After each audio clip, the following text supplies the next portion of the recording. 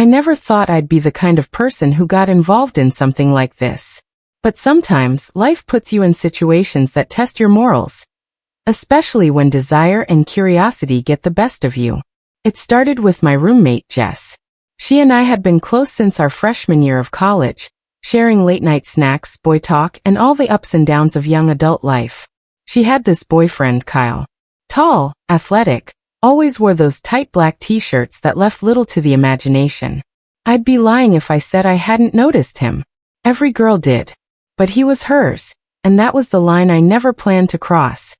At least, not until that night. Jess had gone home for the weekend, some family thing. Kyle showed up unexpectedly at our apartment, holding a bottle of wine and a sheepish smile.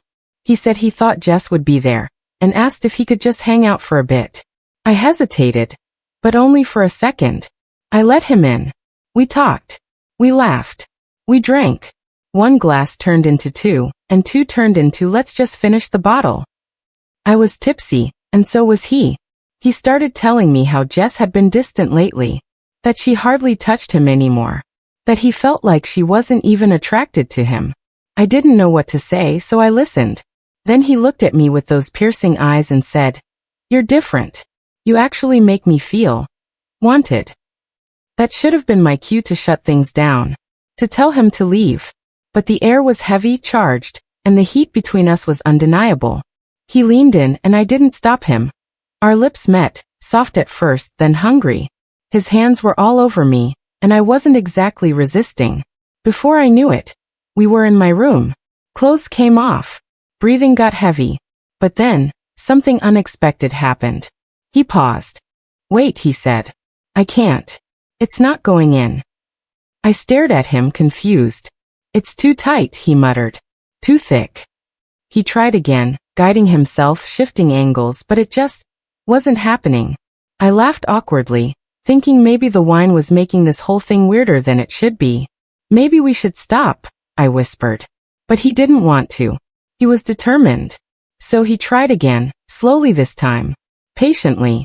And finally it happened. That's when I knew I'd crossed a line I couldn't uncross. Afterwards, there was this heavy silence. He looked guilty. I felt even worse. He stayed the night, and we didn't say much in the morning. When Jess came back Sunday afternoon, everything felt different. I avoided eye contact. I avoided everything. But secrets like that don't stay buried for long.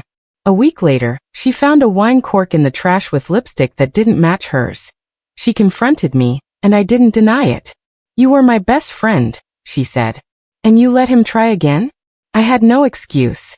I didn't even try to give one. She moved out the next day. As for Kyle, he ghosted both of us.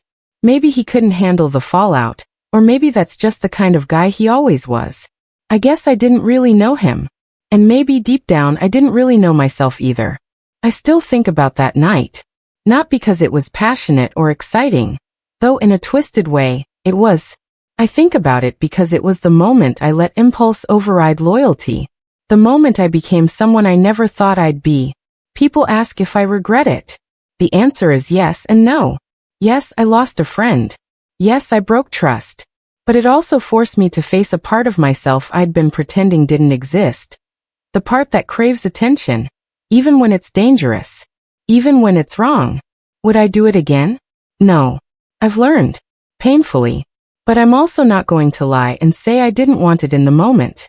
I did. That's what makes this story real. That's what makes it human.